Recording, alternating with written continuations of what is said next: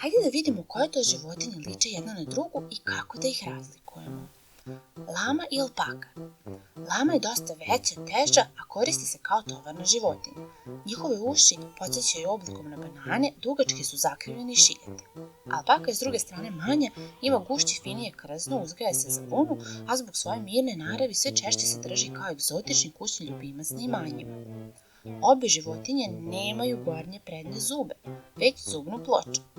Lame su dosta poznatije i zbog činjenice što kad se osete ugroženim znaju da pljunu fermentisani želudačni sadržaj na uljeza, dok su alpake dosta nežnije. Krokodil ili aligator. Aligator ima kratku, široku njušku koja podsjeća na latinično slovo U. Kada zatvori usta, vidljivi su mu samo zubi gornje vilice. Krokodil ima dugačku usku njušku u obliku slova V.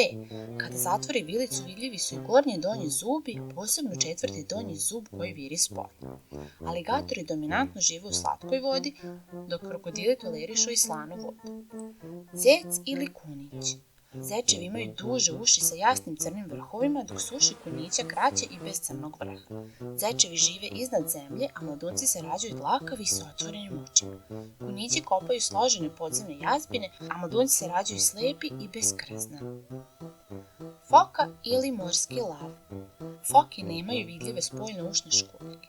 Na kopnu se kreću nespretno puzanjem jer ne mogu da okrenu zadnje peraja napred. S druge strane, morski lavovi imaju vidljive uši. Na kopnu mogu lakše šetati, oslanjući se na sva 4 uda jer su im zadnja peraja pokretna. I za kraj da vidimo razliku između feretke i lasice.